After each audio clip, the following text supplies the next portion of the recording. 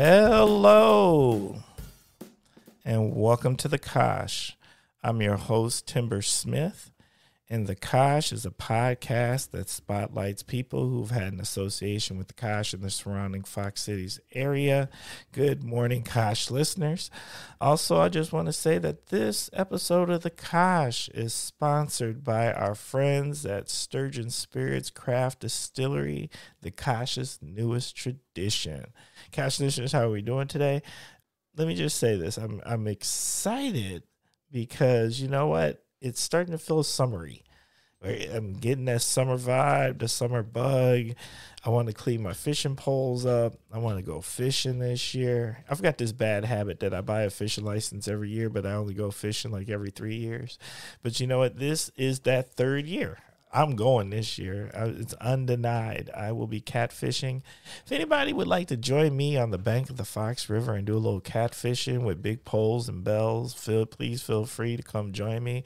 I will show you. I actually have a fishing alter ego, and we call him Moonshine Slim. Moonshine Slim catches catfish. That's right. We handle it like grown men's around here, and that's what we do. So now, let me just say this, Kosh listeners. I am super excited because we're about to enter into a fire episode. I've actually had an opportunity to sit down with this particular guest before.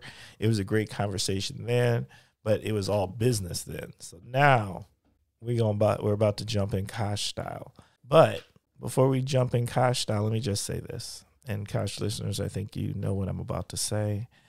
I don't know how I continue to get these amazing, amazing guests here on the Kosh, and this week is no different.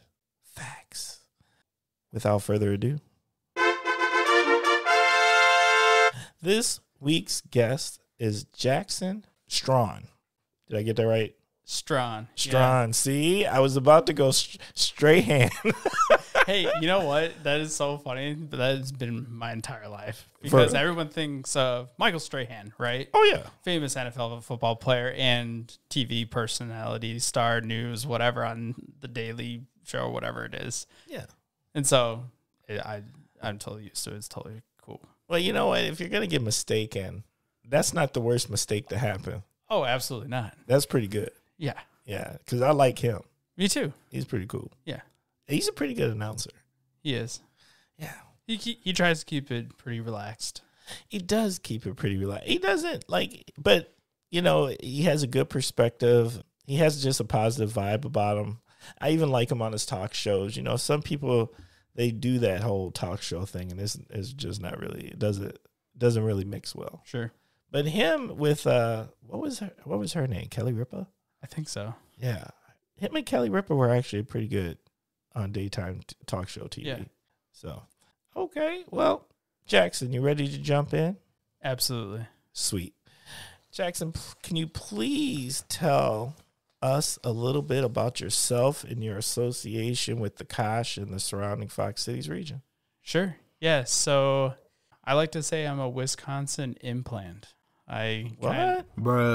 I know, right?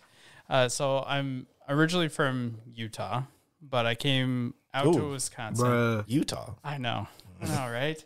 So I'm kind of the black sheep of Utah. I've actually left there and wanted to see what was out in the world, and that opportunity presented itself at Lawrence University, where I played football, did track there, was part of a bunch of different student orgs, and the fraternity life that was there. Kind of got more into that side of things and really enjoyed it. But one of the greater things that came out of that, I met my wife, who grew up and lived around the Fox Valley area. She went to Appleton East, but now since graduating from back in, oh gosh, this is gonna sound terrible for me. Stop. Sounds terrible for me, but it's back in 2017. Is finding that love for my things in all of football and being in one of the greatest states for football and being a part of it. It's super cool. But I coach at the Appleton Youth football association level, with the Appleton West Tigers. I'm currently their youth director for football. So that's one thing that I'm kind of connected with the Fox Valley and Oshkosh, but I'm also included in that is I'm a pharmacist for Mercy Hospital. That's just right down the road here in Oshkosh. So it's pretty cool. Yeah, both of those are cool. So we've got lots of questions. Oh, yeah. All right. I'm anticipating lots of questions. Well, I'm just saying, first of all, let's talk about this football thing. So what grade levels do you cover or that you're directing over? What's the difference between having a director and a coach? And what are you expecting for this season? Because it's creeping up, isn't it? It is. Yeah. So the difference is with having now done both roles of being coach, now director, I would say obviously the coach is a lot more directed at being there at practice. And so kind of the difference that I kind of see from being in that coach's role to now director is with being a coach, you're obviously there every day at practice and kind of directing how practice is flowing, and obviously being a lot more involved with coaching of the kids and trying to build those relationships and kind of engaging with our community on that side of things. Whereas the director, I'm more is I don't want to say all-seer, right? Overseer, but I'm kind of the one that's what's going on with our coaches from 6th to 8th grade. That's particularly what I'm looking at, and kind of helping with setup or coach management, making sure that they have all the things that they need to be successful and for our players to be successful. And then I kind of answer to AYFA, which is our larger organization that includes Appleton West, East, and North. Does that include you trying to keep up with equipment and stuff like that too? Oh yeah, because that seems massive. Oh yeah, I actually just got done working on a huge project with BSN Sports and putting together our entire team stores for all 3 programs. So for West, North, and East. So wait, what's a team store? So swag. Oh, swag, the T-shirts, hoodies, toques, sweatpants, shorts, you name it, and it's got all our logos and everything else on it. Okay, see, I thought it was going to be the stuff like pads and actual uniforms, because I was that seems different. But then when you said store, I was like, okay, that sounds different. Yeah, it's pretty interchangeable, right? A lot of people call it a team shop or a team store, or I've heard some of the other coaches call it a flash store. Kind of like a flash mom. It's a flash store, right. That kind of thing. But I promise you, I worked dang hard to get the coolest and drippiest stuff for our players. Did you just say drippiest? I did. Bruh. I like it. Okay. So we got some fire stuff. Oh, yeah. Okay. And, it was kind of a process of asking my wife and also my sister-in-law, who my nephew plays for East Rebels, asking him okay, what's cool, what's not, would you want this type of thing if it had your logo on it? And he's like, oh yeah, bro, come on, of course I do. I was all right, cool, then we're gonna go run with it. That's right, some of that drip. Oh yeah. Okay, let's talk a little bit about you being a pharmacist, right? Absolutely. But we won't dig in too hard, but I just want to, that's different. I can honestly say I don't think I've ever had an opportunity to sit across from a pharmacist and just be like, okay, what was that journey and what is that like? Because that just seems there's so much responsibility to it, right? Me personally, I don't think I've got the detail orientation for it, because the green might look like the blue on the wrong day. Sure. And that could go really bad. Sure. Yeah, I think, well, I'll just say there's different ways of going and getting your pharmacy degree. And for me, it was a little bit non-traditional in terms of how pharmacy school is structured. You can either do a 3-year program like I did, which is an accelerated program where I was in pharmacy school all year round with maybe a 10-day break in between our different like trimesters, we called them. So 10 weeks at a time. Or you can go to like a more traditional, like 4-year structured type of pharmacy school. And that kind of follows along like undergrad.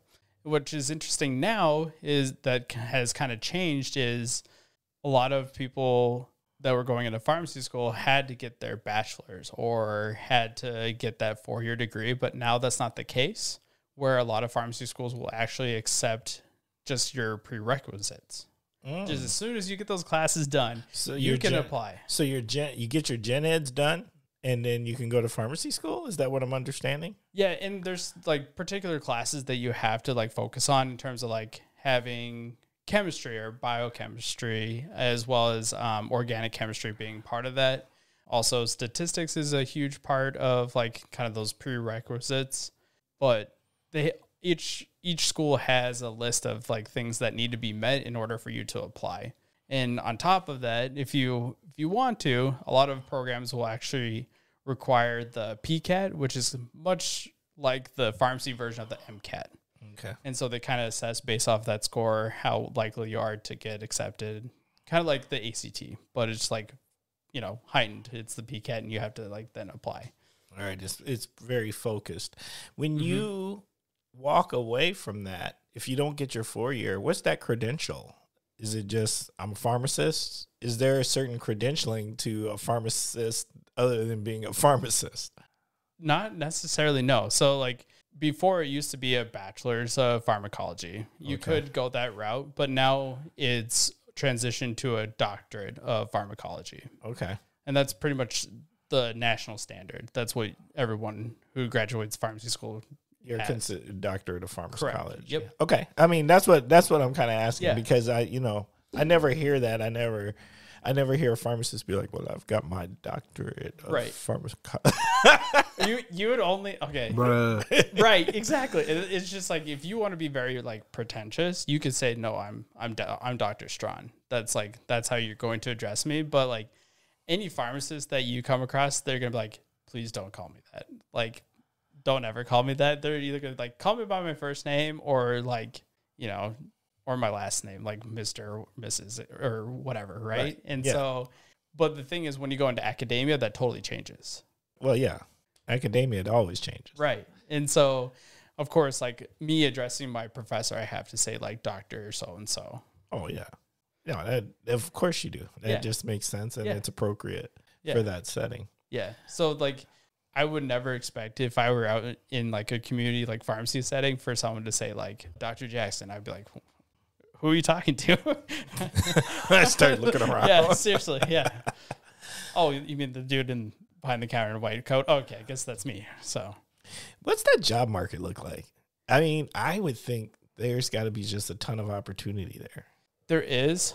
So I think what has happened is pharmacy like enrollment rates go up and down all the time. That's really dependent on just the healthcare in general. So I think what's happening now is a lot of like in terms of like the United States overall, just in terms of like aging population, we have a lot of these like healthcare providers that are now retiring, and it's kind of creating this like vacuum of like primary care providers, pharmacists, etc. Right. And so now what's happening is you actually see kind of a decline because in the early, I would say around like 2018, 2019, there was a huge amount of like pharmacy students coming through, where now you see it's kind of dipped down, but the demand for pharmacists has gotten higher.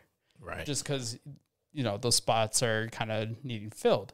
And also like the demand on like primary care in general, a lot of these like providers are, leaving practice and retiring, et cetera. And that kind of creates this need for newer like doctors and everything to go into primary care, but also opens up an avenue for pharmacists to kind of fill a little bit of those roles too, which is kind of interesting. What's the difference? And I don't know if you've worked at both, but what's like the difference between working in like what I would call like a retail chain versus in your case, you work in a hospital? Yeah.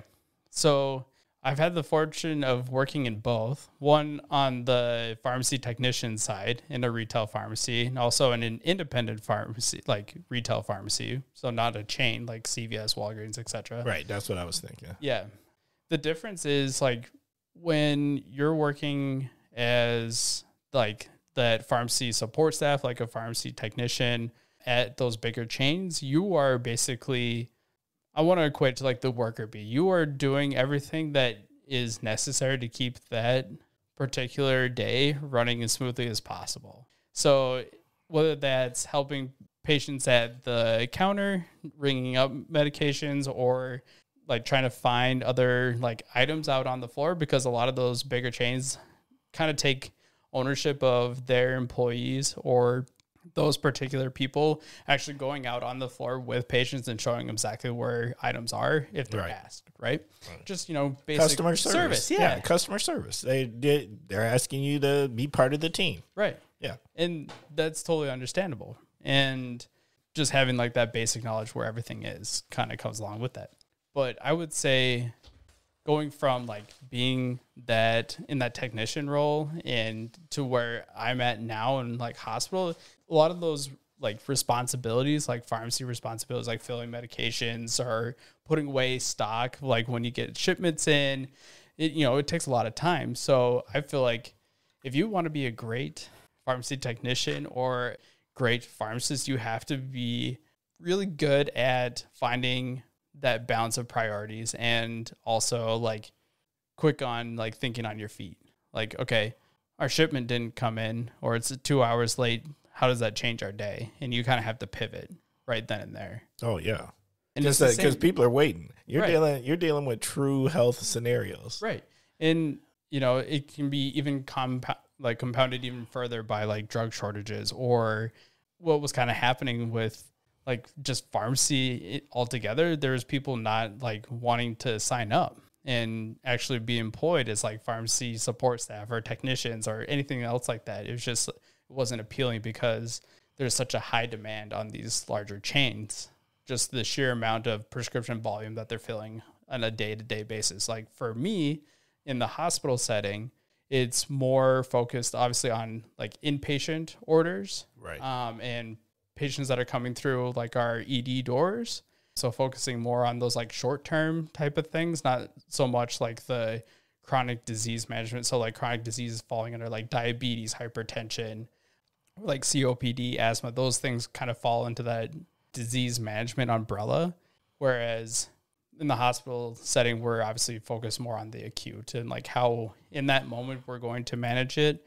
And then trying to set our patients up for success is like almost like we call it like a warm handoff of like putting in that progress note of like, these are the things that happened when this patient was in the hospital. These are what we changed in terms of their medication regimens and how that's going to change on the outpatient side. So like how that's going to change when they go to CVS, Walgreens, etc., to go pick up their prescription, how that's changed, and try to have that communication between the hospital to outpatient pharmacy, because a lot of hospitals sometimes don't even have an outpatient pharmacy that patients can just go down and walk to and get their prescriptions. Right. Which would be fantastic if they all did. Well, I mean, they used to, didn't they? Wasn't that more common? Yeah. I was going to say. Yeah. Or, I mean, a lot of the time you think of like, I always think about driving west and you hit up Wall Drug and you go in and you see the big old like old pharmacy with the tinctures and glass bottles and everywhere. You think of like that is like the old town like pharmacy feel, right? That's like how Walgreens and CVS kind of got their base. But obviously like having the pharmacy within the hospital, I think is more towards like the modern age of like having it there, because I think what healthcare in general like has realized, if we provide it as a convenience to our patients, they're going to use it. Right. And then we also can then still profit from having our patients not only get their medications so they don't fall off the wagon, so to speak, right? Right. And that type of thing, because sometimes obviously transportation can be a barrier. Oh, totally. To get to the corner or whatever and get their prescription. So, well, I mean, let's say you got mobility challenges. Let's just say, if you're stuck in a wheelchair, whatever your scenario is, Or maybe because of what you need to take for your pharmaceuticals that you shouldn't be driving. I don't know, right? There's a lot of opportunity for you not to be able to go to the next place. Absolutely. And I think that's one thing that I've been happy to see that's changing in the outpatient pharmacy and just pharmacy in general is more focus on that patient experience and how to make it as convenient as possible, like setting up mail order prescriptions and making sure to follow up with patients if they haven't picked up their prescription in 14 days or whatever their cutoff. Most of the time it's 14 days. Like if you fill and don't pick it up in 14 days, we're going to give you a text or a call kind of thing. That's like standard, right?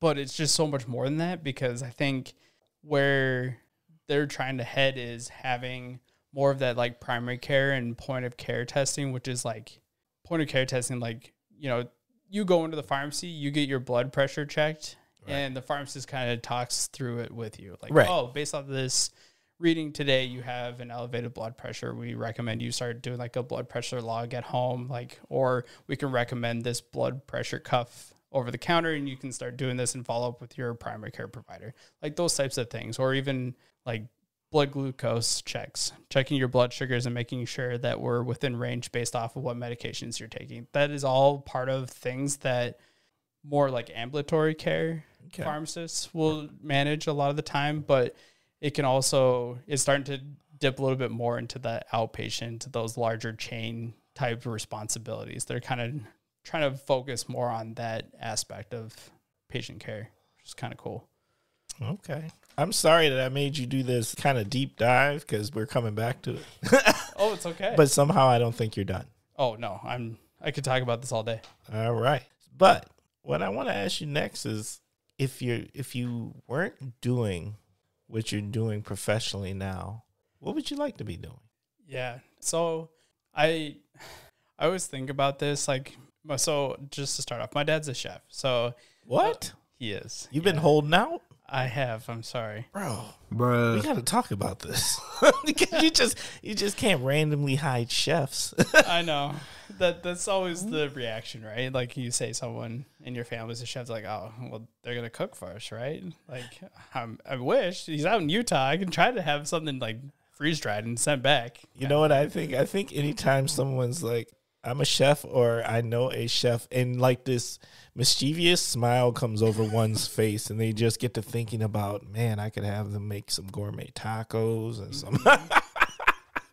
The mind starts working. Oh, yeah, absolutely. So I guess like having that aspect of like my dad's profession, what he's been doing for 40 plus years now is something that I would want to kind of incorporate into like what I would do if I wasn't a pharmacist. I think if you've ever watched the show on Netflix of Somebody Feed Phil, it is just a fantastic show. It's kind of based off of like Anthony Bourdain when he'd go out and try all these amazing things across the world. Right.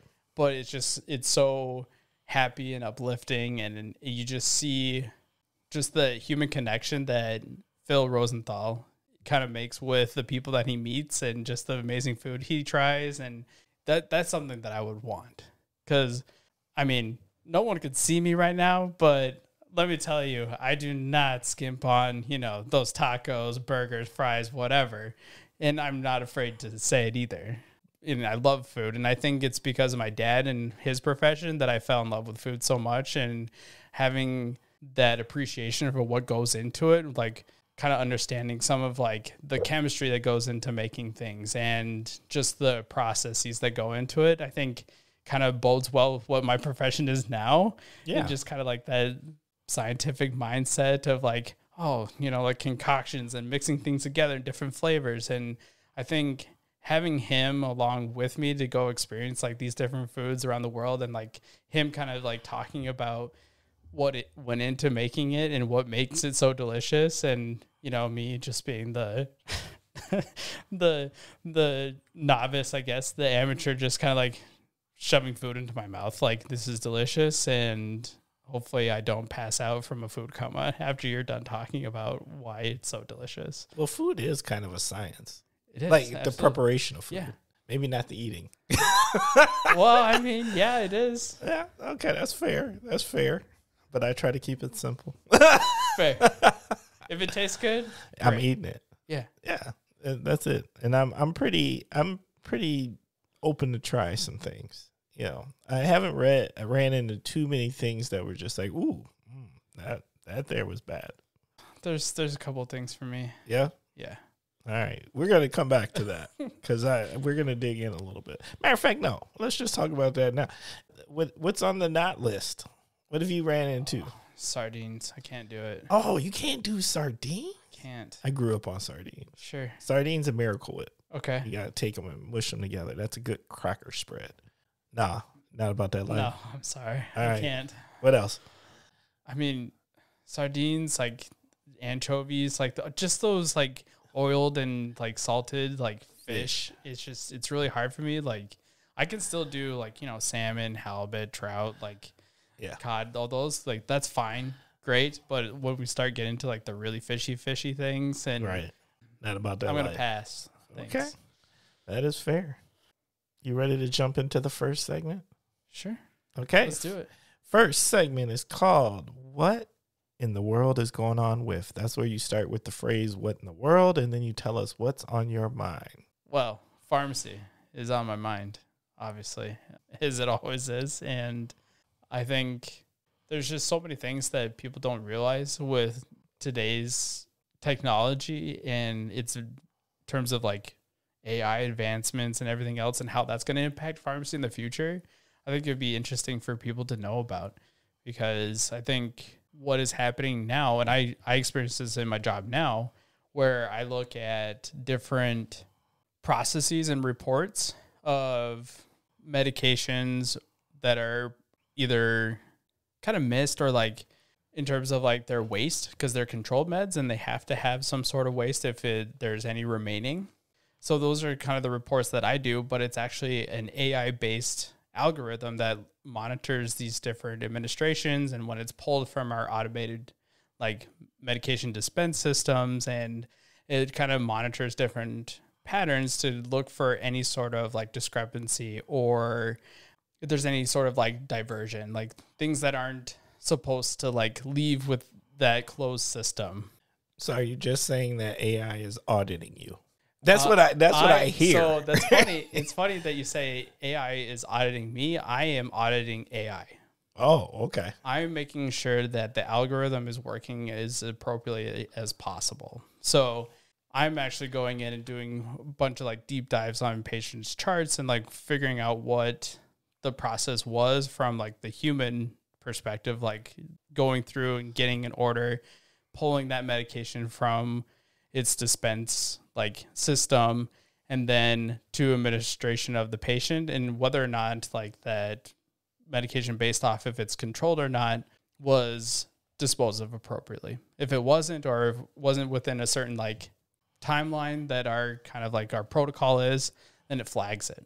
And if it's something that was just human, we weren't able to get really like past that process. Like I give you a pain medication, it makes you nauseous, you throw it up. I have to pull something or override a pull and give it to you again, kind of thing. And it'll recognize that, but it'll flag it as like, oh, well, you pulled 2 tablets. The order's only for 1. Why did you do that? Right. Then it flags for my review.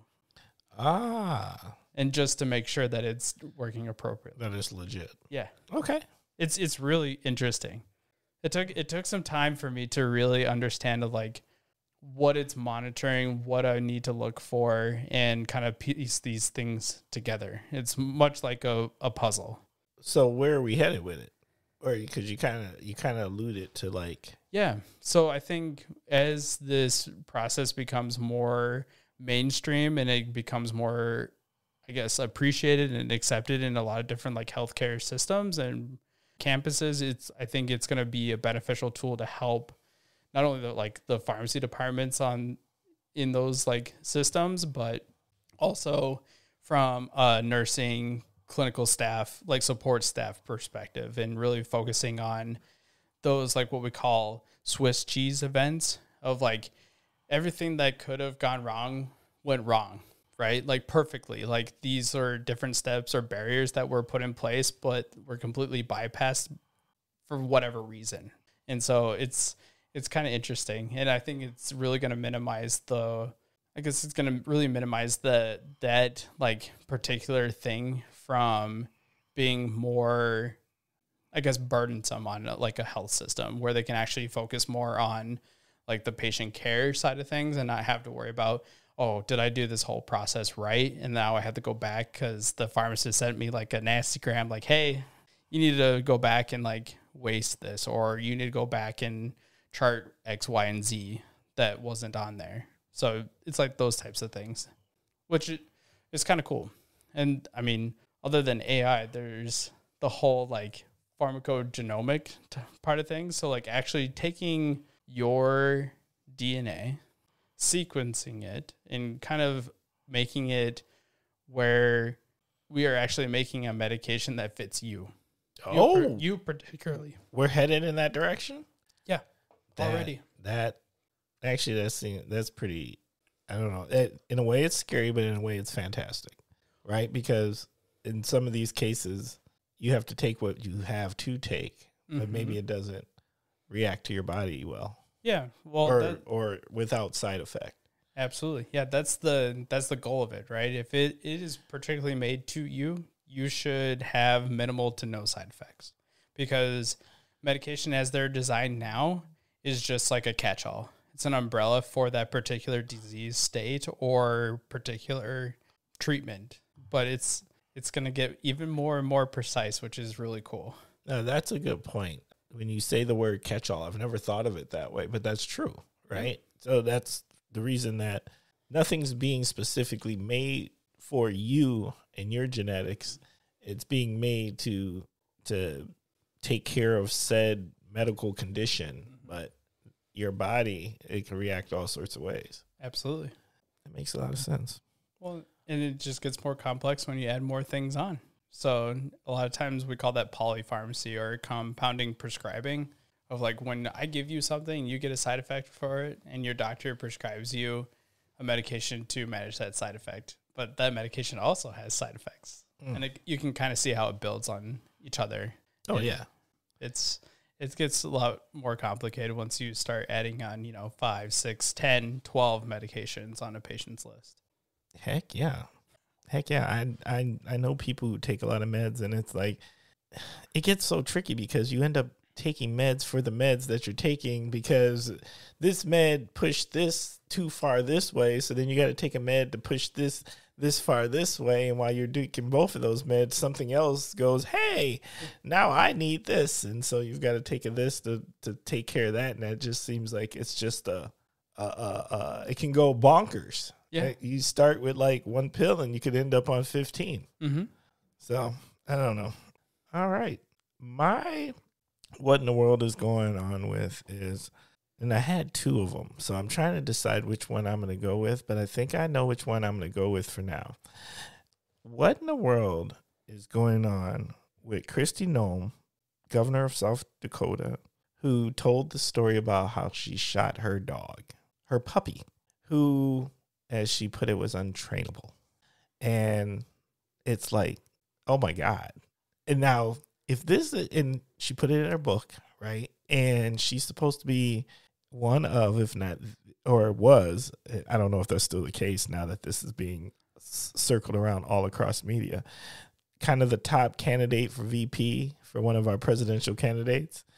And the minute I heard that, I was like, you know what's nonpartisan? Loving your dog. Absolutely. I don't care I don't know how anyone thought that was going to be a great, I'm so serious. I don't know how you think that's a good political move. And I don't care how bad your dog is. Like, if your dog didn't maim something or something along that lines, bite you, maim something, or bite a child, something like that. But because it just it wasn't a good hunting dog, wasn't really trainable, it wasn't this, and you decide that you have to John Wick your dog. because you're trying to show that you can make hard decisions and that you're tough, or maybe that you love weapons. I don't, whatever these things are. No, just simply no, bruh. no. I 100% agree. I mean, I have 2 dogs myself, and one of my dogs has gone through extensive training just to help with her like separation anxiety. Like I feel like, you know, we've definitely treated like our dog and her training much like we were putting a child through like school. Yeah. And like private school, like getting that like private school money education type deal, right? Because we love her, and there's no way we would be like, oh well, shoot. I mean, no pun intended, but like, you know, shoot. You know, like we can't do anything with her. First of all, it is a very rare occasion that you blame the pet, the dog. Right? It's the human. The human, you got to do the things. You properly train your dog. And maybe some dogs take a little longer than others. All of them got a hint of naughty in them. I mean, but who would want a dog that didn't? Right. But then this was a puppy from if I remember right about the story, this was a puppy-ish dog. So, like, it's still a puppy. It's going to do puppy things. And I just don't understand. Like, no one had to know. You didn't have to put that out there. And so to me, that's definitely, there was some type of strategy that said, this will help people see me differently. Maybe because I'm a woman candidate or whatever. I just don't understand it. The math don't math to me. Absolutely not. I mean, it's like, are we supposed to feel bad for you that you had to do that? Oh, no, this definitely wasn't a bad thing. This was like, because they've gone through the media and been critiqued, and they're doubling down. I see. So this wasn't supposed to, this was a maneuver, I feel.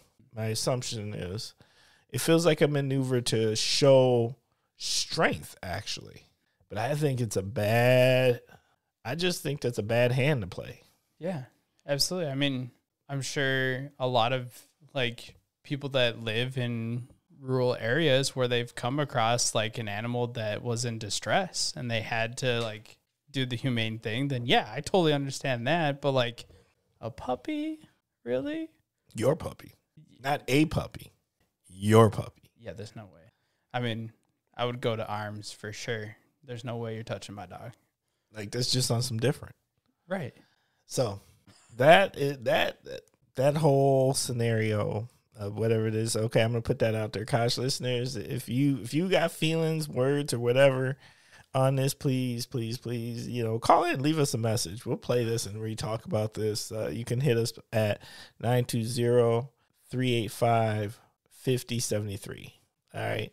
Give us a call. Let us know what you think about that, because I don't know what to do with that. But I'll tell you what I won't do. I could not check that box as someone that I would want to represent me in a political position. Yeah. No, that's just horrifying to think about. Yeah. That's just on some different. Okay. Whew. That was just heavy. Bruh. All right. Next segment. The next segment is called 21 Questions. And that is where we ask some questions, definitely not 21 of them, but we hope that they are thought-provoking questions that might solicit lots of answers. So, you ready to jump in? Oh, yeah. Okay. First question. What are you grateful for? Yeah. I feel like this one is always kind of like an emotional, like, jerker, you know? You're like, well, what are you grateful for? You start thinking about all these different things. And I think for me is just to have the opportunity to be in my director role and be an influence for my players and my coaches and be a part of a larger organization in terms of that, but also to have, I guess, that just that knowledge and experience of having different just like life circumstances happen to me, just be so grateful for where I'm at now. Just kind of having that tenacity and that determination to get through adversity is definitely what I'm grateful for. And just having the support people that are around me and my family to help me kind of, I guess, like guide me down that path, or, you know, just be those people to kind of be the ones like, hey man, you got this. Like, we know you got it. You just got to believe it too. What motivates you? I think one of the things that motivates me is just, you know, just like coming from a perspective, like how I want to be treated, how I want my family to be treated, and having that kind of like on the back of my mind all the time is like, what are they expecting from me on a day to day? And that's kind of the things that will play a part of like, oh, well, I'm going to help them out. Or, you know, I get a call from my grandma or something asking about like medications or like things she doesn't understand, like in terms of like medical things. And I think that's having that experience and just having that, I guess, way of like trying to explain things in a little bit different ways to kind of help them understand, or try to make them understand, like, maybe I don't know all the answers, but I'll try to look for you, I think is something that kind of motivates me. It's just like having that perspective of like, okay, maybe they don't understand and I'm going to find the best answer for them, or I'm going to work harder to find that answer, or going to try to do self-study so I can be the best at what I'm doing, because I treat every patient like they're my family. So what grounds you?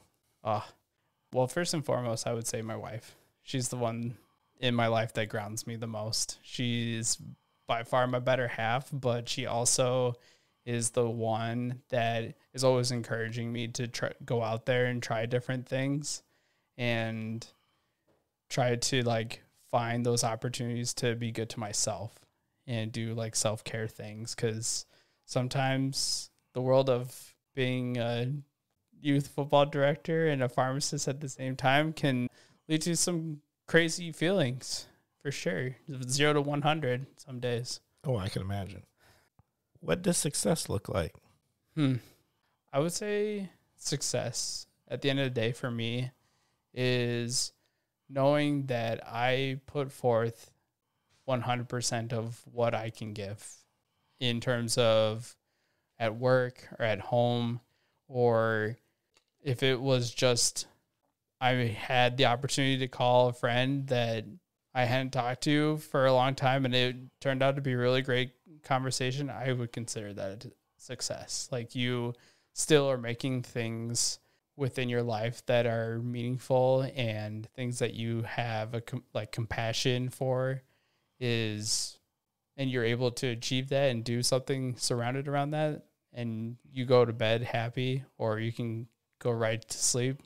I find success in that. What irritates you? Well, I mean, I think I could have a laundry list of this, but I like to think I'm a pretty easygoing, happy person.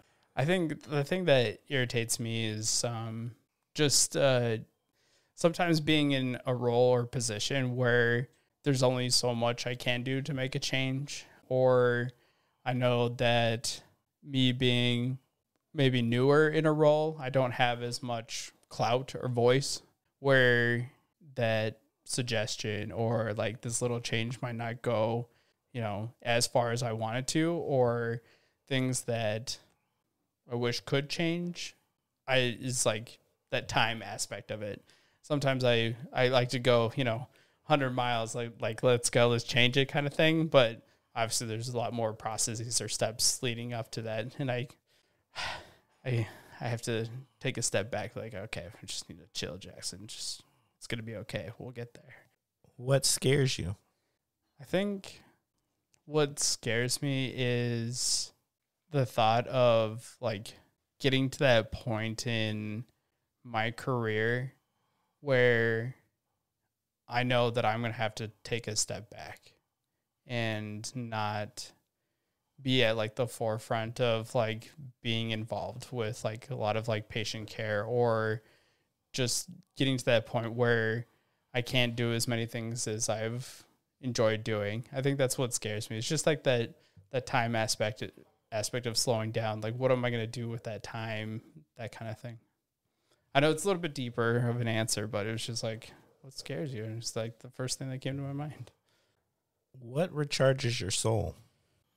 I think for me is just those times when I get off of a long shift and I have my dogs greet me at the front door and they're happy to see me, and I get to sit down and just, converse with my wife and talk about the things that are going on in the world and what's going on in our lives, and just kind of having that human connection, I think, is just something that always recharges my soul. I'm very much an extroverted person, so just having conversations with people and getting to learn more about them is just something I get a lot of like great benefit out of. And my wife would definitely argue the opposite, where she's much more an introvert.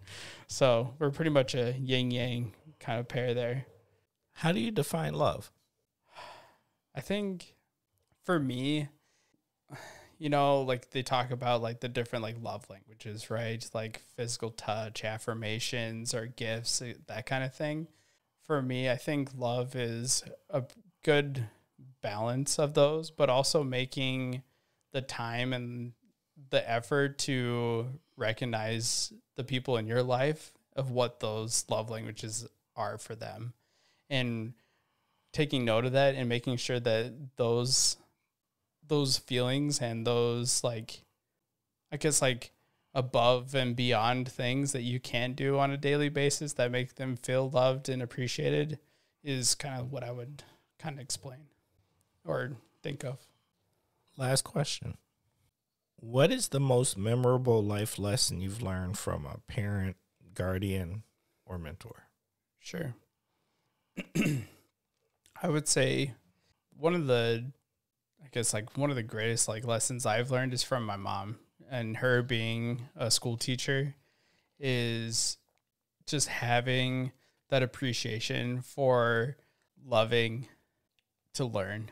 And that has been something that I kind of learned just watching her and going to her classroom and helping out, and like how she engages with people. I think I learned a lot of great soft skills from watching her, and just how ferocious she is with like her passion for making people learn, or what she has to offer to get people to learn, or like inspiring them to go above and beyond of what they think they're capable of, and like meeting her expectations that might be a little bit higher than what they're comfortable with, but eventually they do. And I think I've taken a lot of those like love for learning, and also that kind of like mentality or ideology of like setting high bars or expectations for people, because if you give them that motivation and you inspire them to meet those things, and you kind of like instill that confidence in them, they're going to meet those goals. They're going to meet those expectations. And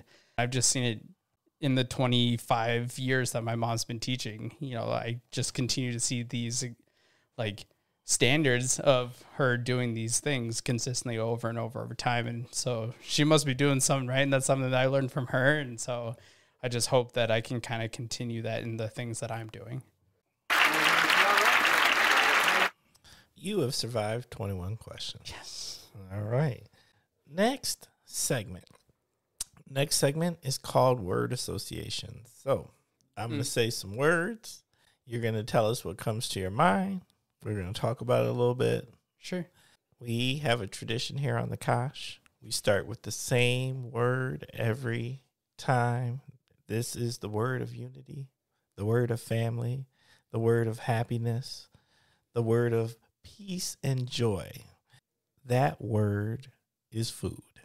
By far one of the most magical words out there. Facts. Absolutely. And now that we know your dad has a doctorate in food, so That's what I'm going to call being a chef, the doctorate of food. Absolutely. The doctor of like gastronomy or something like that. Just give it a really official title. Oh, well, you know. It'd be fun. It would. I think for me, like the thing that I think of immediately when someone says food, I obviously think of being in the kitchen with my dad, or all those times that I played hooky from school. And Bruh. I know. I faked being sick so I could go with my dad to work because he worked at a conference center. And I loved the big screen TV that they had there. And you could plug in a VHS. I know, I'm really dating this right now. Why don't you just go on and talk about 8 tracks? I could. I'm just playing. I could. But no, just like going there and like watching some of my favorite VHS movies at the conference center and just seeing these like magnificent, huge, like silver ovens and gigantic mixing bowls. And it's just like, I thought my dad was like, when I was younger, was a mad scientist, right? Because it looked so much like a lab, and just being back there in the kitchen, it's just, that's like what I associate with food, and just like obviously family and being together. And it's kind of all like wrapped up in a nice little bundle. I got to ask this. So since your dad was a chef, Yeah. do you, like growing up or as you have gotten older, do you find yourself being like, when you go to eat things, you're like, what is this? I grew up on. No, I'm just like, does it make you critique a little harder? With some things, yes. You do have like, you have that like experience of like a person like my dad kind of like at the table, like kind of giving his feedback essentially anytime we go to like eat out or whatever, like, oh yeah, this is really good. It's just like something we as like a family wouldn't normally try, but Right. he wants to try. So it's kind of interesting to see like what he orders versus what we order. But I think one of the like harder things is like things that are pastry or chocolates, because that's one of the things that in one of his jobs, he was a pastry chef, and he would bring these things home and we would try them, and they were like amazing and fantastic. So like if you like store bought like pastries, those types of things, it's like, it's good, but it's not like those things that have had that really like time and love and everything else that have been put into it. Cocktail or beer? I personally am going to go beer. Okay. We got a favorite? Yeah. So, I mean, my wife and I, we used to live down in the Milwaukee area, and I absolutely loved the lakefront like brewery tour. And one of my favorites is their River West Stein. That's probably one of those things that I know is good and it's a go-to, and I can confidently order it. Okay. Shop local.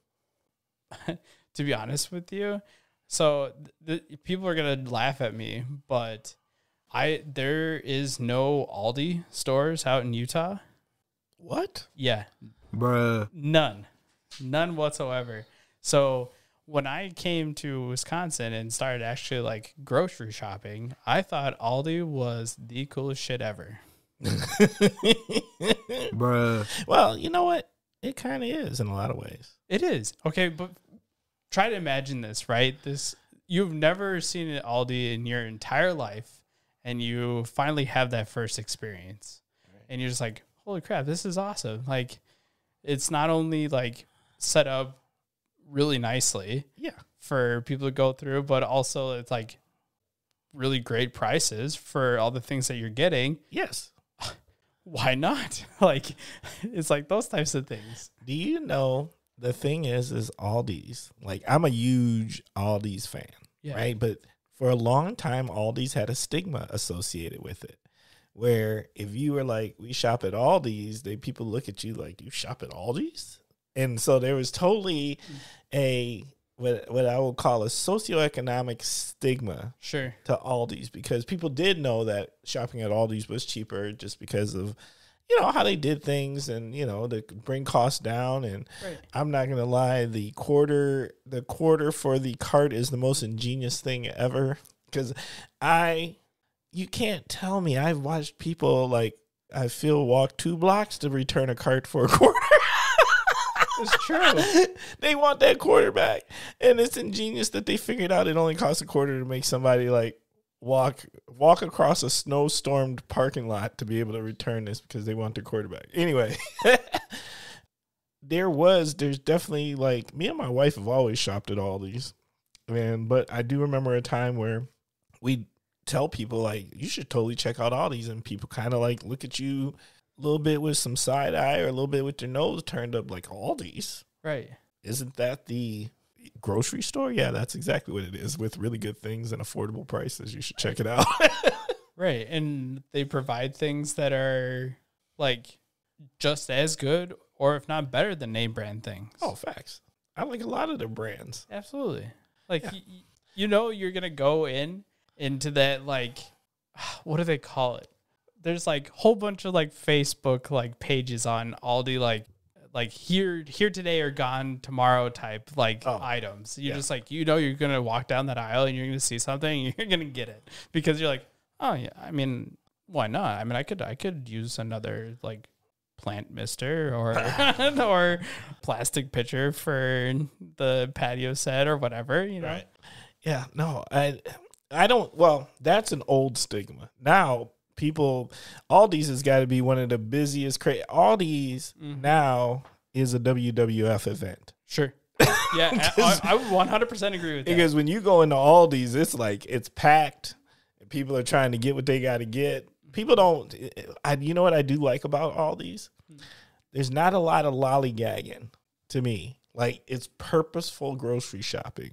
People are trying to get in there, get their things. It's not like Walmart grocery shopping, where somebody might sit in the aisle, block the aisle for 15 minutes. It's true. So I just think there's different attitudes about all these. And maybe it has to do with configuration and size, but I just feel like people going to all these in this really purposeful grocery shopping. Yeah, I agree with that. Concert. Well, I mean, for me, I'm a huge Post Malone fan, and I actually went to his concert when he was here in Milwaukee, September of last year, and it was amazing. Absolutely loved it. 100% would go again. Everybody that my daughter went to, I think my daughter went to that same one. Okay. And anyone that I've known go to a Post Malone concert, they just rant and rave about it. They're just it was amazing. Mm-hmm. I mean, just I don't even know how to describe it. Just the theatrics about it, and just how he and his stage crew and everything else kind of put things together, just made it very immersive. And just him, Post Malone himself, just interacting with the crowd, just made it so much more, I feel personal. You felt you were still part of that concert. You were there as his friends. He was putting this concert on for his friends. That's how he made it feel while also having those grandiose moments of the cool lights and everything else. So that was, I think he did a really nice job of that. And that's why I would be oh yeah, if he's coming and it's couple $100 for tickets, sure. I mean, it's gonna hurt a little bit, but I'm for sure going again. I feel and also his songs, it seems there's a lot of people that they sing along. Mm-hmm. There's a huge crowd participation portion. Yeah, absolutely. Well, and I think him as an artist, he's really branched out, and he's putting together a country album, and he's featured with Taylor Swift and all these different people. And I think that's what people kind of are attracted to by that, is that he has just a variety of things that he can hit in terms of genre wise. To me, he just feels, not that I know him, but he just feels authentic. Yeah. And down to earth. And that's always cool, right? Well, I mean, I'm also a little bit biased. He does have a house in Utah. Oh, well, that's fair. That's fair for bias. Streaming. are we talking like music streaming? Or are we talking? Well, it's your episode, so we're talking about whatever streaming you choose to All talk right. about. Bruh. Well, I'm personally a huge like Spotify streaming person, like podcast, music, etc. I always love obviously like the end of year like review of like who your top artists were, how much like time you spent like listening. I also like the stream feature that you get with Spotify of like blending with other people and having that opportunity. So like my mom and my sister, we have like a playlist together of like all their things kind of coming together, and it's like things I would never listen to, and I'm sure there's things on there that they would never listen to. So it's just kind of cool because then, being so far from home, I can still be a little bit a part of their lives, which I think is kind of neat. I agree. I love Spotify. I think they do a fantastic job. And particularly as a podcaster, they really have an amazing hosting service. Yeah, absolutely. And I think, coming from the days of like being a student and getting student discounts with it was like a huge like push to get into it. Well, you used to get Spotify and Hulu for Right. like half price. Yeah. That's crazy. Yeah. So Yeah. it's like, of course I'm going to do that. Why not? Facts. Last word. Okay. Diversity. Man, I think diversity for me is just when you invite everybody to your house for dinner, everyone's at that table. Everyone that you would want to be at that table, or people that, not necessarily will be in agreement with you a lot of the time, or may not like have different day-to-day things going on, but they're still going to show up and be there. And you all appreciate everyone that's at that table. And no matter whether you're from the West Coast of the United States or from the East Coast or from out of the country, it's just like you want them at that table, and because they share a little bit about what they're bringing and what they're doing in the community, and it makes you a better person. That's what I think. You survived word association. Nice. All right. That wasn't too painful. It wasn't too bad, right? No. All right. I'm going to sidetrack you here real quick because you've brought up this word several times, and I feel like we need to talk about this a little bit. And that word is Utah. Let's talk about Utah because Okay. You know what? I just think, like, let's be honest. When you hear the word Utah, the first thing you think is Mormons.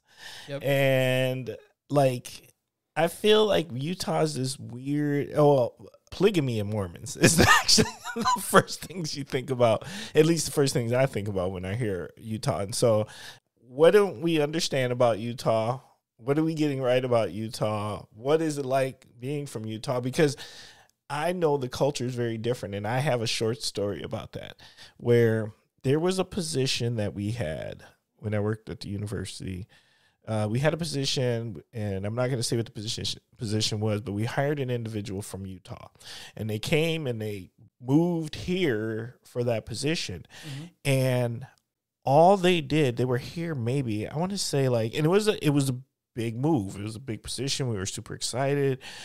All it took was to drive on our highway, and they saw several signs for, you know what I'm going to say, like the Lion's Den, some of those other shops. Sure. And they were like, oh my God, where did I move to? This is too much. And they quit and went back. Wow. And so after that, I was fascinated. Like, what's going on in Utah? Are they like, I don't know. I didn't know if I had a misunderstanding. Is it really that deep? Is it like really that? I don't even know what to call it. I don't want to call it squeaky clean because I don't think that's the fair terminology for it, but help me understand. Yeah, I'll do my best. Okay. So I would say squeaky clean is not too far off. I would say you don't see signs like that at all in Utah, like whatsoever. You have to understand anything that is associated with more of like like the like religious belief in state things, there's not a lot of separation between those two. And so like in Utah, all liquor sales are at the state liquor store. You can't get them at the grocery store. I know it's going to sound crazy. Like we're all very used to it here in Wisconsin, that being like a thing. You can just do whatever, right? You can go into Woodman's and you can throw a freaking, neighborhood party and it'd be totally fine. Oh, normal. That would never happen in Utah because you would break the bank going to the state liquor store. But it's just like you don't ever see those things because it's just the whole like existence and upbringing of the state of Utah has been so ingrained within like the LDS like faith that those things are just non-existent. And those things haven't really become like standard there. Just because I would consider like Utah obviously being like the Mecca for like LDS like population, obviously, right? And so when you say LDS, you're referring to Latter-day Saints, or Mormons. Saints. Okay, Mormons, Latter-day Saints. Got it. And so it's that's how obviously like people do get that association correct. And like, yes, that Utah is like the place that it's known for having Mormons, right? But the thing is though, like they are other people there that are not Mormons. And right. And like me being one of them, like, it's just like, that was like one thing like growing up is like all my friends thought I was, but I wasn't. So it's just like always having those interesting conversations with like in dialogue with people about like how in terms of like beliefs and everything and how I go about my life. Like they thought I was Mormon because I was a good person. Well, I don't necessarily need to be in the same like group or like same beliefs to be a good person. I think a lot of that like mentality got like kind of like mushed together, and it's just like I always try to do my best of like, no, I'm actually just a really good person because of like my upbringing and the things that I hold like in value in my life throughout the day. Like I don't necessarily have to have that association, but it's like it's kind of interesting. But the thing that I think is kind of interesting that obviously like Utah kind of gets a little bit bad rep for is like the polygamy side of it, right? Because there is still those practices and it's totally legal for them to do that, but it's like socially not accepted. Does that make sense? Wait, okay. Did you say it's illegal for them to do it, or did you say it's legal for them to do it? Technically legal. Okay. So it's legal, frowned upon though. Yeah, kind of, yeah. Kind of. Depends where you are in right, Utah. Exactly.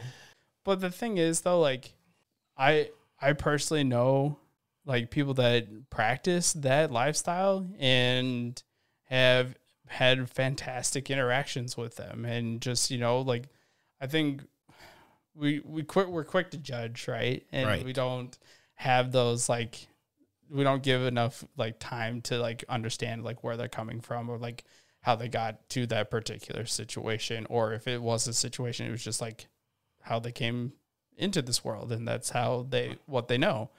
Right. We don't understand what we don't understand. Right. Exactly. I don't think there's any right or wrongs to anything. I just think it's what you know and how you operate. Yeah.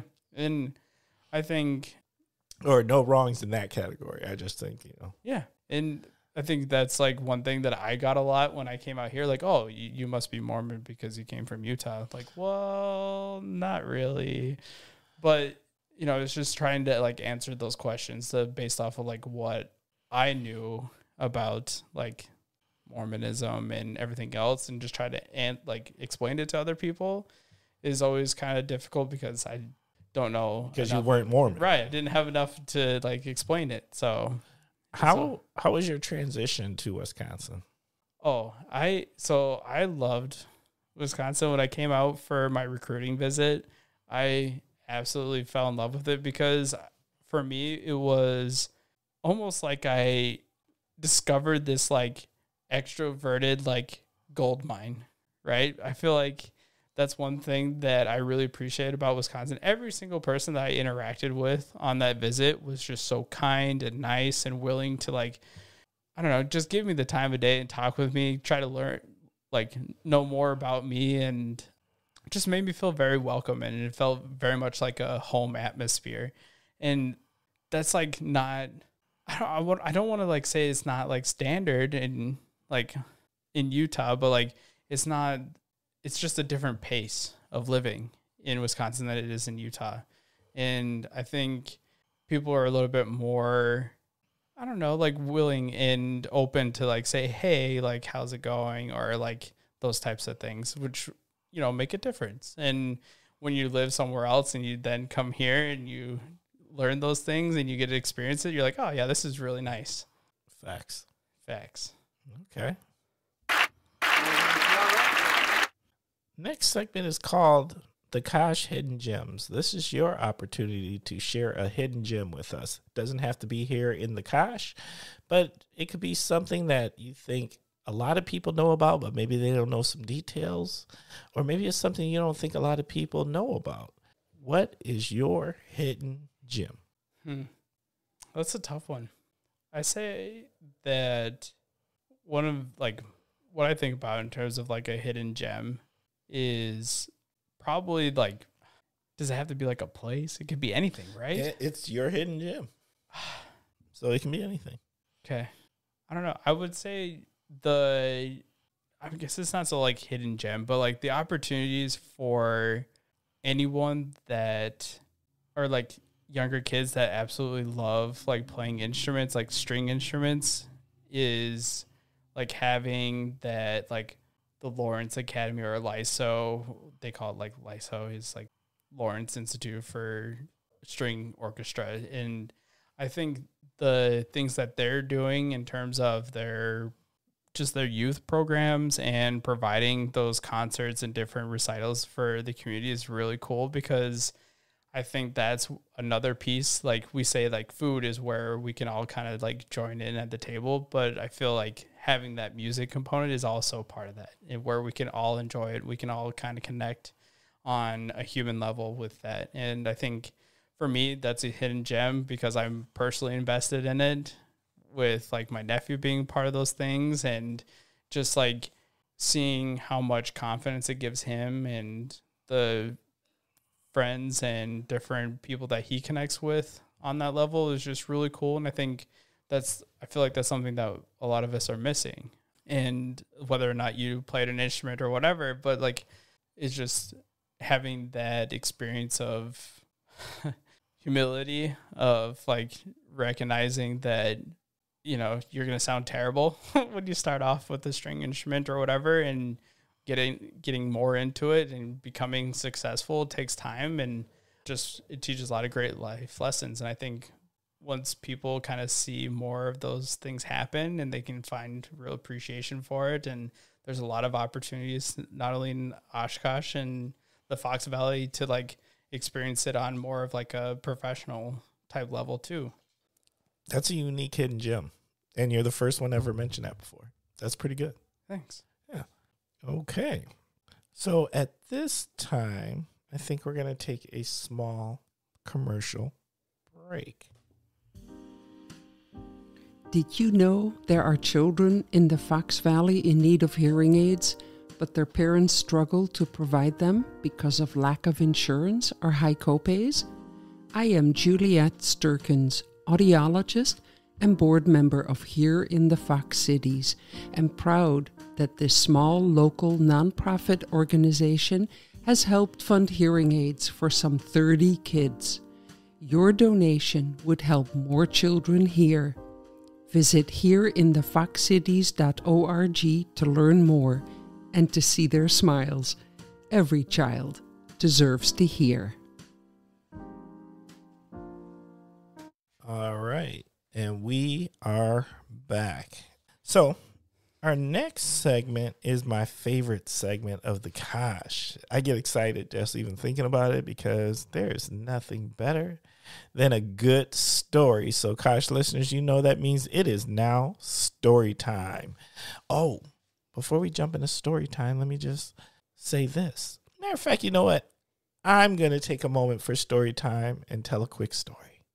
All right. So my story time has to do with Sturgeon Spirits Craft Distillery, the Kosh's newest tradition. And my story is this. So, once a month, Sturgeon Spirits has a Bloody Mary bar, right? It's early on a Sunday morning. They do a great spread. They've got all of these amazing flavored vodkas and gins and other things to create some crazy Bloody Marys.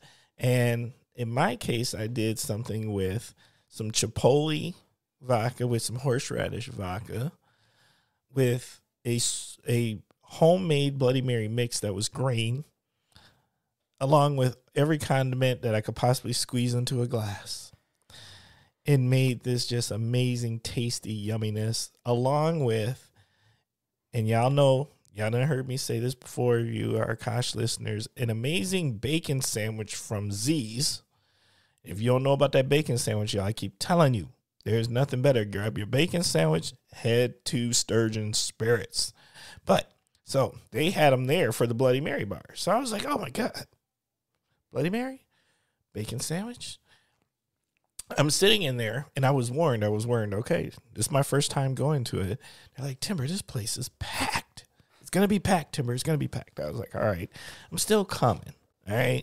They were like, you should get here early. I was like, all right, well, I didn't get off to the start that I wanted, but I still made it. And I made it about 15 minutes from when they opened, and it was packed. So I assumed they had a line. But I got there in time to at least catch a bacon sandwich within the deal along with. So, but every table was full for the most part. And so the minute I walked in, there was this nice lady who was waiting to get her Bloody Mary also, along with another lady that was with her, and she was talking to another lady. And the minute I walked in, she was like, hey, just so you know, you can come and sit or stand at our table if you like. I was like, huh? Like, I wasn't there, like, seriously. It was like, she was basically like, I didn't even know her name yet. Nice lady. Super nice, right? She just saw me, and I think she thought I was out of place or might feel out of place. Little did she know, this is my church. Timber hangs out at Sturgeon Spirits. But nonetheless, it was super kind and nice. So I was like, okay, well, I get my Bloody Mary, go put my fixings in there, grab my bacon sandwich, and guess what? There were no spots, so I did. I went and stood with them, and then found out that one of the ladies was her birthday party. Now, we're not talking about a couple ladies. We're talking about 7, 8 ladies, right? We all introduce ourselves, share my name, find out one knows, and they're like, what's your name? I was like, Timber. Timber, are you a Pelkey? And I was like, well, yeah, I am married to one. And then, so long story short, these very kind group of ladies who were there for another lady's birthday party, I hung out with them the whole time. And it was just this fantastic conversation. They were warm. They were friendly. They were super cool. And, like, that's it. That was, like, where does that happen? Where does that just happen that you walk in, like, I didn't, and right away they're just like, hey, you, come sit with us. And I just want to send a huge shout out to Sturgeon Spirits, because that says so much about the people that hang out in that atmosphere. It says so much about who Wisconsin is. I felt so welcome and warm that morning because of that. Even though if they didn't invite me there, it is my spot that I hang out, so I would have did, but they didn't know. So just the fact, and it was nice to have a spot to put my drink down, particularly at a table, right? Instead of having to stand in the corner with it. Just everything about it was fantastic. And to top it all off, I got to do all of that while I got a Z's bacon sandwich in my hand. So that is my story time, which I normally don't do a story time, but I needed to share that with the Kosh listeners. Okay, I'm off my soapbox. And Jackson, we are back on to you. So now it is story time, and it is your opportunity to share a story with the Kosh listeners. What do you have for us? Yeah, absolutely. So I actually have a follow-up question to your story. Yeah. What is the word that they thought you were when they asked you what your name was? Oh, Pelkey. Yeah, I'm not sure. I'm not familiar with that. Well, what I'm going to say is this. My wife is the baby of 14. Oh, wow. Okay. Right? So there's 10 10 sisters and 4 brothers. Sure. And so it's a family name that here in the Kosh, like somebody went to school with a Pelkey. Got it. Okay. Sure. So it's, you know what I mean? It's kind of like one of those things, like when they hear, they're like, oh, do you know? And do you know? And do you know? Right? Because it's just because the family is, it is substantial. Sure. Right? Which I can't tell you how many times it's just been, I've meet these awesome people and it just turns into this awesome thing because there's just this automatic connection. So it's this smallness and largeness of Oshkosh in a sense, right? But Pelkey is one of those things where somebody knows and one of her brothers or sisters or went to school with him or played softball with him or some sports or went to school with him, but it's all over the place. And then you get down to their kids and so forth. So it was just awesome. But what I really loved about it was that they asked me if I was a Pelkey, which I thought that was the greatest thing ever. And I was proud to say, well, yes, I'm married to one. So I just thought it was amazing. It felt good. That's awesome. I thought it was me not understanding like potentially like a Midwest term or something that I haven't heard before, because let me tell you, I had a very interesting story of when I transitioned from living in Utah to Wisconsin. Okay. I know every place that you go to, what like in different regions of the United States, even outside of the United States, you have like different, endearing terms, right? Well, I just remember getting off the plane as this, 18-year-old Jackson, just like basically fresh to the world, getting out of the plane in Green Bay. I didn't know what to expect. It was the summer and, summer-ish. It was like May, June, whatever, of like 2013. And I was just remember getting off of the plane and just being absolutely amazed of these people congregating around the airport bar playing trivia. Oh. And I was just like, what is going on? I was like, I just so gravitated towards it. It's like a magnet, like a social magnet. I was like, what is going on there? That is cool. Like, this like 18-year-old guy just walking over like, what the heck is going on? And the fact of like someone announcing and doing all this trivia and handing out drink tickets was like, it just blew my mind. I just couldn't believe it. I was just like, this is amazing. Like 18-year-old me was like, this is fantastic. What am I getting myself into? Kind of thing. Like a whole new world. And but bruh. It really was like, and for us it's a Wednesday. Right, exactly. Okay, but you have to understand, I got in at like 9:30 in the morning. Oh, okay. So I was just like, what is going on? There's no way this would ever happen back at home. Okay. Right. And so I was just amazed. But I think kind of like with this story is like why I've really fallen in love with just the Midwest, like ways of life, but also the things that I've learned along the way in different like terms. Okay. So I'll just name a few that kind of play along with this story.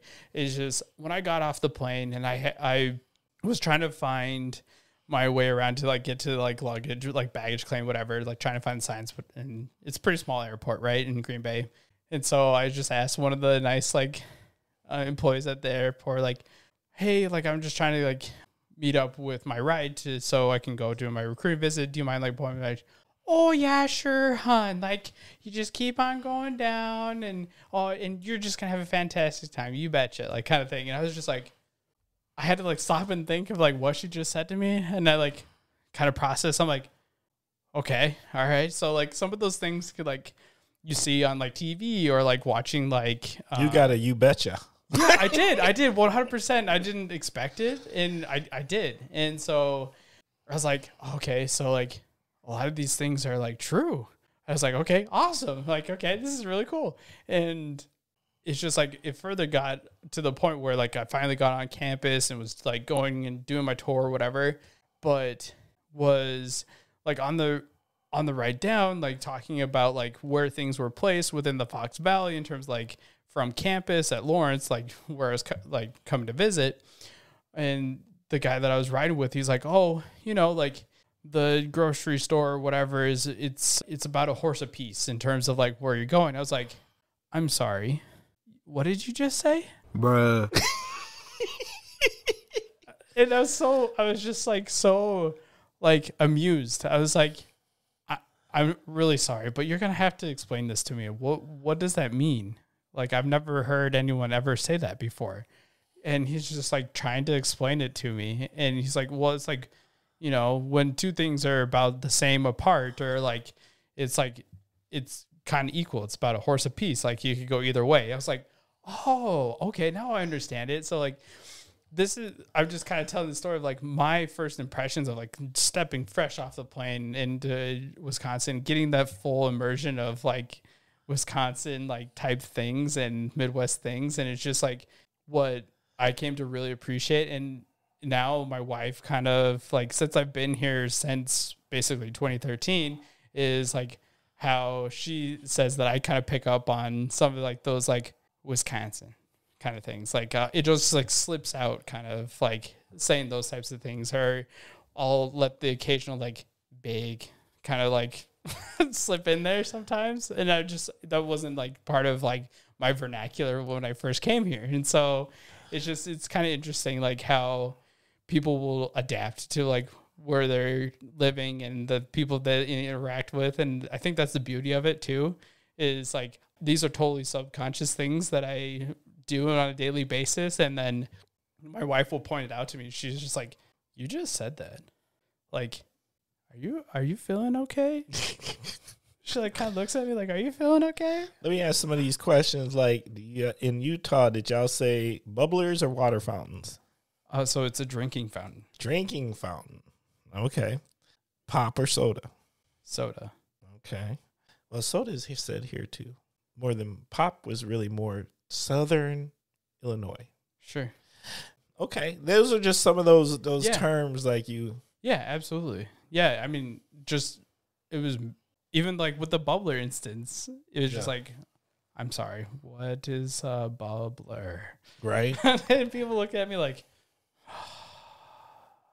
you're obviously not from here. Like, well, yeah, that's true. I'm not. So no. That bubbler is definitely one of those words that I think everybody else thinks we're weird because we use it. Because I think we're like the only people that use bubbler. But the thing is, though, like I'm not the person to like shame anyone for like saying it's a bubbler. Like I will 100%. Like if I'm here now talking with like my wife's family or like my nephew or his friends, so like, oh, I'll point out there's the bubbler.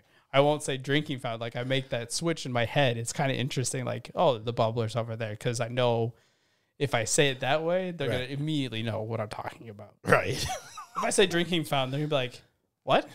What is that? Do you make wishes at that? Yeah, right. Love it.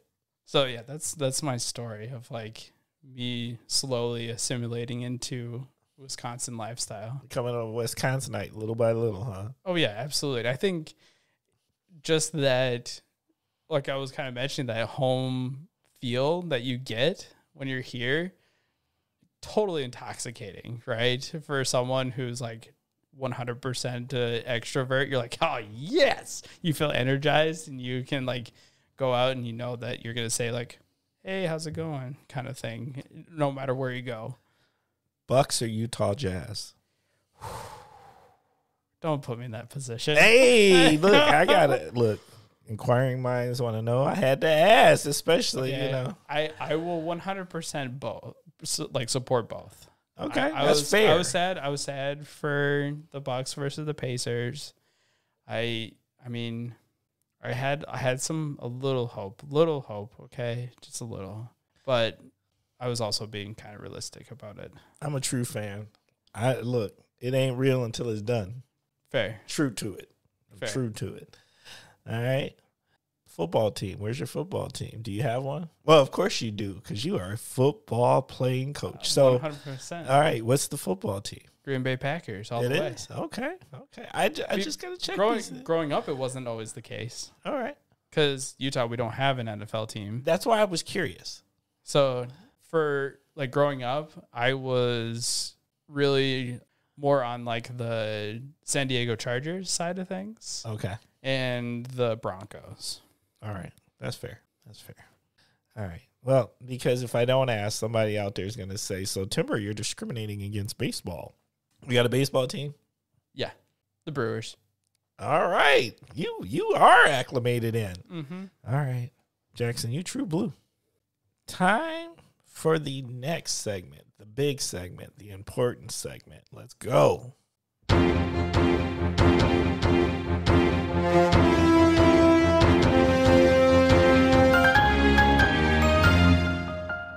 All right.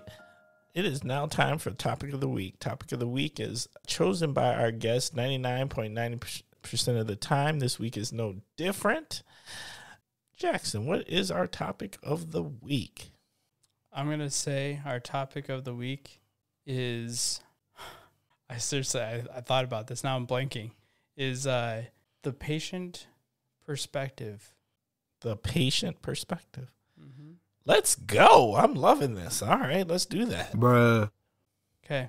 So I think one of the things that comes into play when, I guess, like the whole medical complex as it is, I would kind of call it that, and it being different facets all playing together, is when there are different financial motivations or different like procurements of like different companies. A lot of the times I think the patient perspective, like how that's going to impact them, is totally dismissed. Absolutely. And I'm sure there are many listeners that are kind of listening in and like, yeah, that's happened to me 100%. Like my insurance completely changed or it got bought out or whatever. And now I have to kind of abide by what their rules are. Right. Like, without even being notified. Or my doctor's telling me to do this, but mine says it's only going to cover this many times in this state, this many years. Right.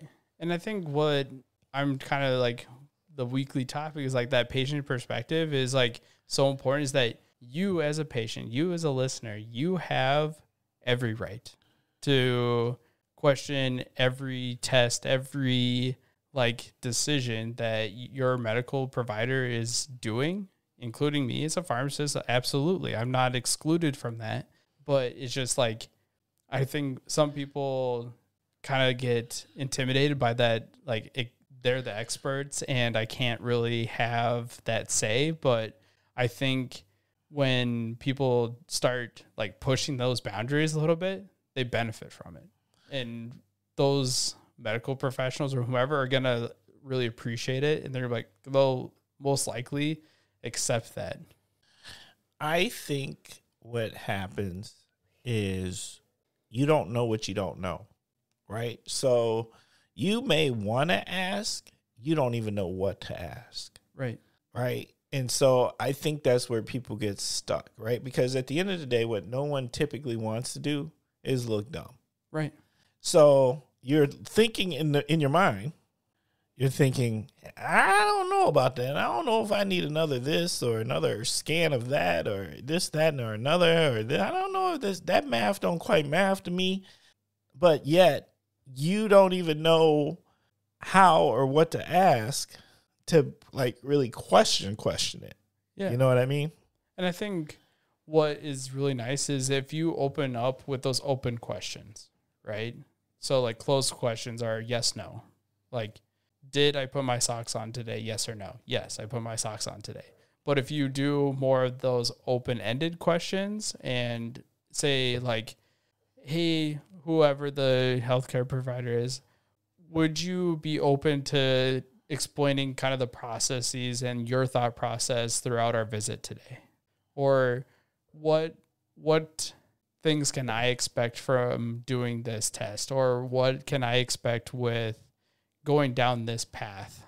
And I think just making it more inclusive in that provides that dialogue, which sometimes that I feel me being a patient myself and going and seeing my doctor is something that I try to practice. is like, okay, what am I going to get benefit from if I do push off my yearly labs about a month, because that's when I'm able to schedule it. It doesn't need to be done right now. Like that kind of thing is just like those things that allow for the patient perspective to gain power and gain that like weight with their provider or whoever that medical professional is. I think that's one thing that I feel like is going to be really crucial in terms of like where medical practice and like healthcare in general is moving towards, is going to be something that I think all people should start practicing, because it doesn't necessarily, you have to trust one person in front of you all the time. You always have that benefit of full patient autonomy. You're the one that decides, and it's going to be that opportunity to find that provider where you gel with them. It's almost like, hey, you see the example of like all these coaches that come in on the professional side of like things. If you're not performing of what those expectations are, okay, we're going to try someone else. And you as a patient kind of have to like view it as that, like, okay, my coach isn't meeting what I'm trying to accomplish in my life. I'm going to seek advice or counsel from my coach or medical professional. But doesn't, like, in an ideal situation, I feel like, yes, hands down, unapologetically, yes, what you're talking about. But isn't there a challenge in the availability or the number of providers, not providers, but particularly like doctors and stuff nowadays, where like I feel like there was an influx of people who retired, right? And now I feel like there's not as many options, and to try to actually find somebody who can actually, you can actually get under them as your primary now feels a lot more challenging than what it used to feel. And like you may or may not be able to.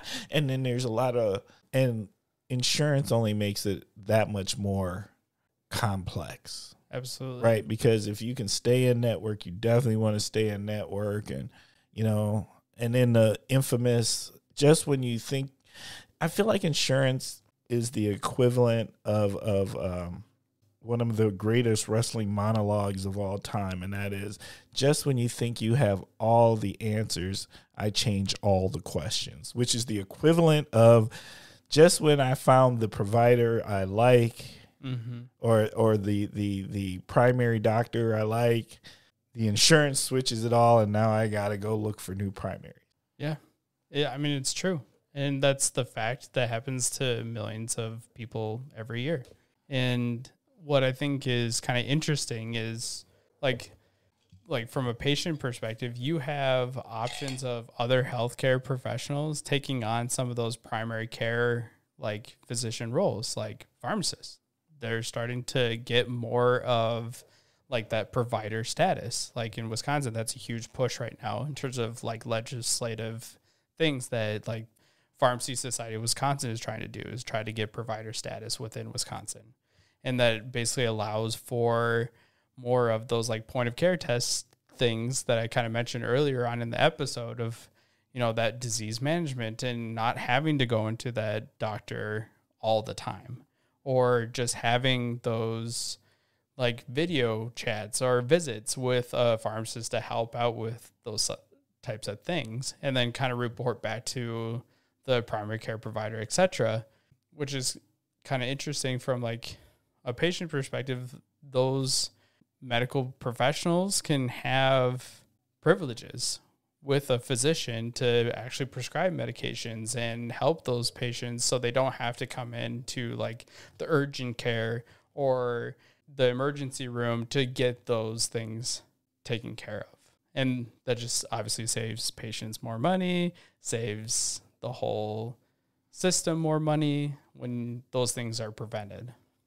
Do you think we're headed in that kind of direction medically, where cost assessment or cost saving things are coming into play?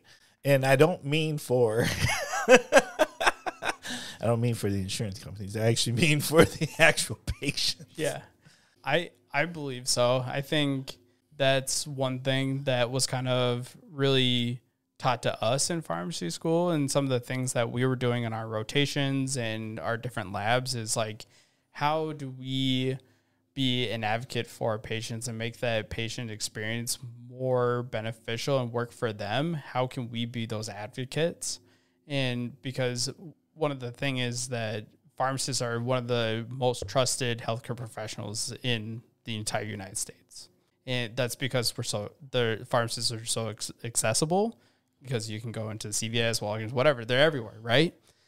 But it's also the fact that like trying to find those pieces of like educating your patients to get to a point where they feel that they can make those choices and they can fight for those things to happen, to make that decision to have like money savings in terms of like going more of like a generic medication that's just as fine or works just as well as a brand medications, or even goes through much more extensive testing than a brand does.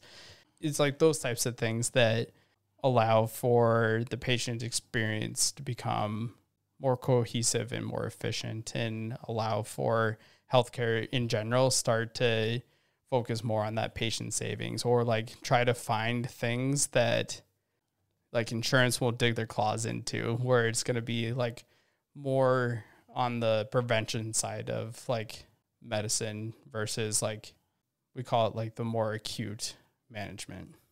What do you think are some of the major myths and misunderstandings that patients have with their health medical interactions?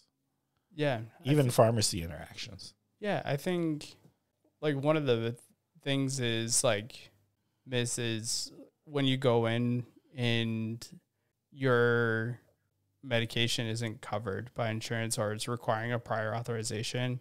A lot of times people were like, well, just call my doctor and get it approved. What happens is that doctor, who's a professional and is an expert in that particular area, whatever is going on in terms of like prescribing, there's like a medical reason for it, the insurance will actually block it at that end. They'll have a peer-to-peer review, but it'll be with someone that's not actually within that specialty.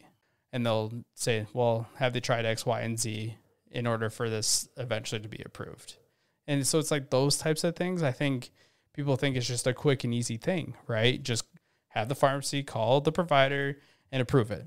It doesn't happen like that. It's a whole different like conversation on the back end that the provider themselves have to basically fight for their decision making with the insurance in order for it to get approved. And that's like, wow, it's really frustrating from like a pharmacy perspective, a provider perspective, because not only are you taking up so much crucial time of that patient not getting that medication that they know can help them, but also that patient experience of like coming into the pharmacy multiple times and asking, hey, where we're at with this like prior authorization? Why am I not getting any answers? Like displace emotions about it, right? Absolutely. Because they're going to blame you.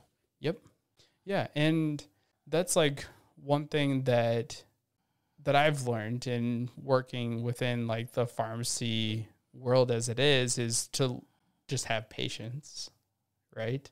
But also have an understanding of where people are coming from and that frustration, because I've definitely been on the receiving end of it and taking my own experiences with it and trying to apply it to that situation and trying to making it like better. Like there's different things that people aren't always willing to do because of like demands of like filling a volume of prescriptions a day or district like metrics you have to meet, like those types of things. But you know, there can be those times where you take 5 minutes and just call and follow up with the doctor's office, like, hey, where we're at with this PA, has the doctor been able to like reach out?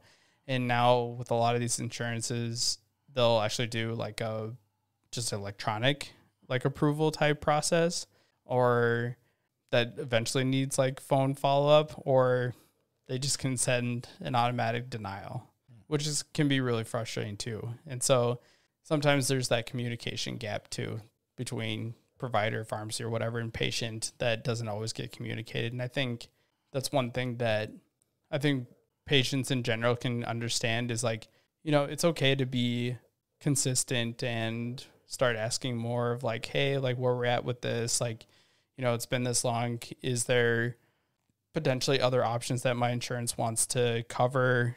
Like those types of things, I think, to help that patient begin on their journey to feeling better, what that looks like, and get to that point. Okay. Are there any last things about this topic that you'd like to share with the Kosh listeners that maybe we didn't cover? I think one of the things is you all have a voice, and I can promise you there are those medical like providers and supporters of you that are going to be there to listen and not to lose faith in them. But if at the end of the day you're not getting what you want, it's okay to get that second opinion or that second person to put eyes on it to help you out. Jackson, thank you. No, thank you. All right. At this time, we're going to start wrapping up this episode. All right, Kosh listeners. This was a fantastic conversation. I think health is, our health is just so important. I think we don't get enough opportunity to understand it, have conversations around it, gain, get some transparency within it. It's a complex system. It's a bureaucracy. So I think this was such a good conversation. It promoted advocacy and self-advocacy at that. All right. But Kosh listeners, I just want to take a moment and say thank you for spending time with us. Thank you for giving us your minds and ears. Thank you for caring about another amazing person within our community who's making a difference and changing things. In this case, a pharmacist and football coach. I think that's a unique combination, who very much from his travels of Utah is becoming very Wisconsin very quickly. Hey, Kosh listeners, we are trying to become the #1 podcast here in Wisconsin. So I just want to say, help us do that. Reach out to us. Tell us how we can be better, how we can be a better show. Ask to be a guest. Call in. We have a phone number where you can call in, leave us messages. We will play them on air. Ask questions. Just participate overall. You can reach us at askthekosh@gmail.com. That's askthekosh@gmail.com. Also, you can call us at 920-385-5073. All right. Also, on our journey to becoming the #1 podcast in Wisconsin, I need you to do a little something for me while you are listening to us. Take a moment and press the subscribe button. And if you have a few more moments, fill out a review for us. These things improve our analytics. The better our analytics are, the more eyes and ears get to learn about us. We have something pretty special going on here at the Kosh. To all you listeners already out there, thank you. Thank you for being part of this journey with us. Thank you for caring. Yeah, that's all I can say. You have no idea how much the appreciation is.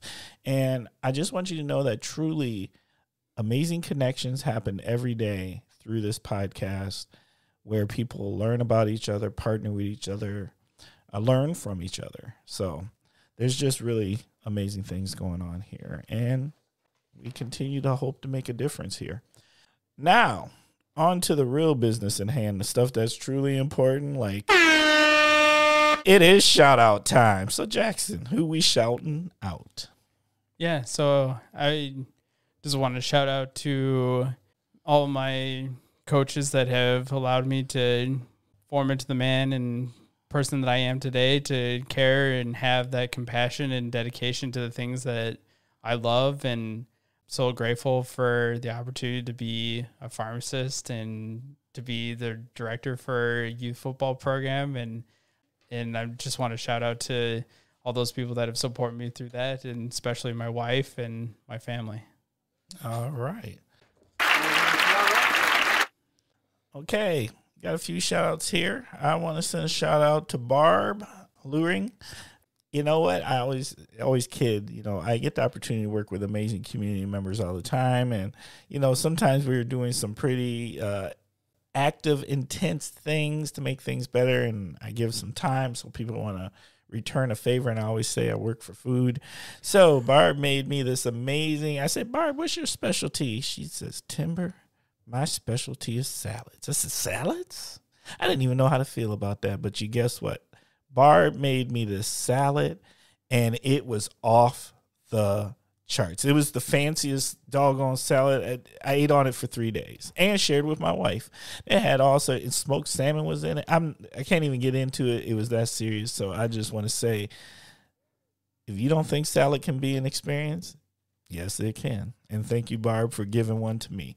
I want to send a big shout out to the students at Lawrence. I'm partnering with them right now, they were doing some recording for their ethnic studies class, and they're creating some podcast episodes. So I'm super excited about that. Send a shout out to my man Daniel Weber out there doing this work.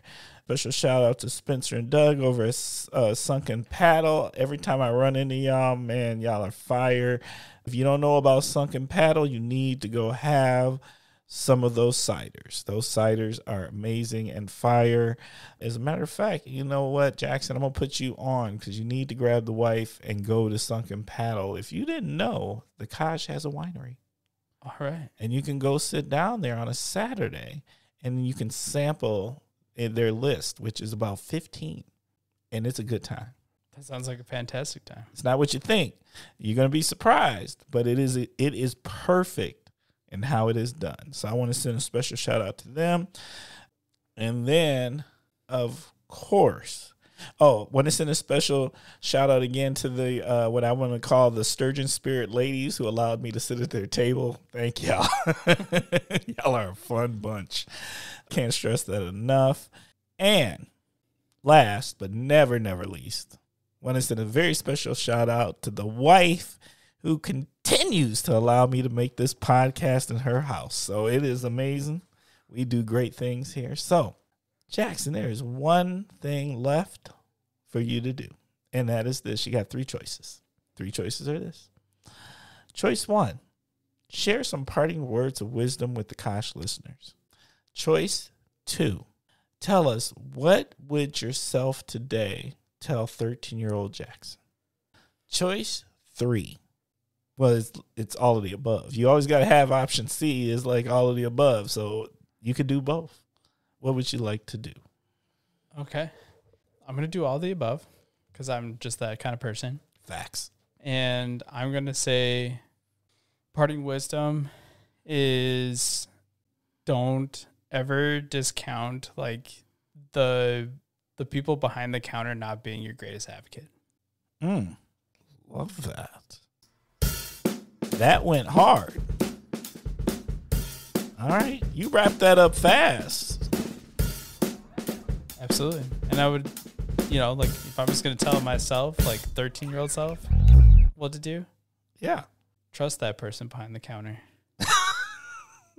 Because they're going to lead you on a path that you never thought was possible. We're back on it. I like it. And thank you. We appreciate that. What'd you think about being on the Kosh? It was fantastic. I mean, having the opportunity to have another conversation with you and to be here, it's amazing. The Kosh.